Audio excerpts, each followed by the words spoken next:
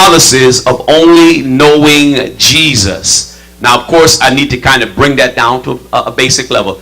Being frozen is my concept, that subject matter that I've given you, by only knowing Jesus. Now, that's contradictory. In sharing that with a theologian, a preacher, a pastor, or those of you that are well literate in your scripture, it almost should come across as an insult that I have received a message that says to you that you are frozen when you only know Jesus. Because, of course, we say in scriptures in the same book of John, Jesus said, I come that you might have life and have it what? More abundantly. And so Jesus is the answer.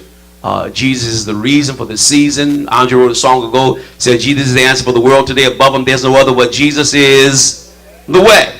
And so for me to infer in my text that there is a handicap when you only know Jesus scares most people. I've always been of the opinion that our approach to Jesus is wrong on many levels because we fail to really know who he is, right? We fail to understand what his relationship is to us, and we fail to understand where he's trying to take us.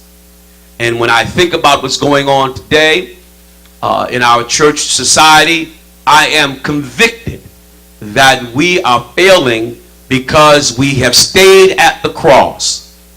We have stayed at the manger. We have not followed him through ministry. We've not followed him to the Hill of Olives. We've not followed him to his ascension. And so we've lost him somewhere. And so with our society's celebration of these various events in a roundabout way, they have poisoned the well of our spiritual knowledge. One of the things that is done in politics, in order to get people off the track or to change their opinion or their idea, is to use what they call the propaganda of misinformation. Misinformation will cause you to miss the point. One thing that I'm very good in doing when I talk with people is I always keep them on the subject. Because folks, when you discuss things with them, will stray from the subject really quick. But you can't do that with me. I'm very focused when I talk to you. Because you can look at 100 different points, but I'm only interested in the context of our conversation.